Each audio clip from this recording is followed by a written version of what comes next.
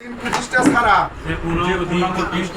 ছাড়া দেশের স্থায়ী শান্তি এবং জনগণের সার্বিক মুক্তি আসতে পারে না।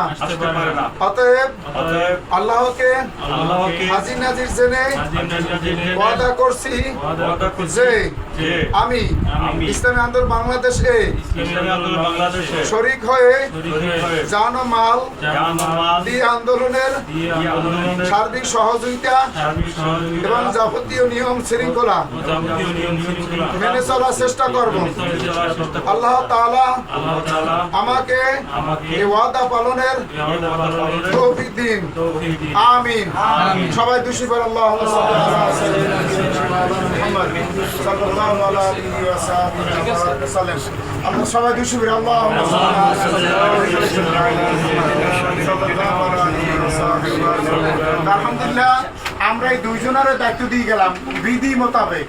এখন ইউনিয়নের সমস্ত দায়িত্ব এই দুইজনের উপর। মেহেদী হাসানের বয়স কমাইতে পারে, আল্লাহর পক্ষ থেকে দায়িত্ব আসছে। অতএব সাজানো গুছানো বিষয় না, এটা কার পক্ষ থেকে? আল্লাহর পক্ষ থেকে আসছে। অতএব ইউনিয়নের প্রত্যেকটা ওয়ার্ডে আপনাদের ঘুরিয়ে কাজ করা লাগবে এবং কাউকে পিতৃপক্ষ মনে করতে পারবেন না এবং কাউকে কি কইলে না কইলে এই বিষয় নিয়ে আপনারা মতামত দিতে পারবেন না, কার পক্ষে উঠতে পারবেন না। আপনারা ইউনিয়নের আপনার সর্বোচ্চ মুরব্বী।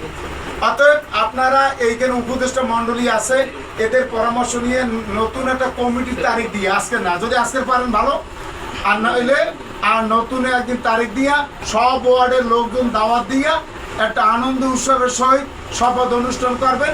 আপনারা থানা সভাপতি যদি সুযোগ পায় দাওয়াত দেবেন, ওই অনুষ্ঠানে আপনারা শপথ করাইয়া ইনশাল্লাহ কাজ বাজ করবেন, পারা যাইবে ইনশাল্লাহ। আর আমাদের টার্গেট হইলে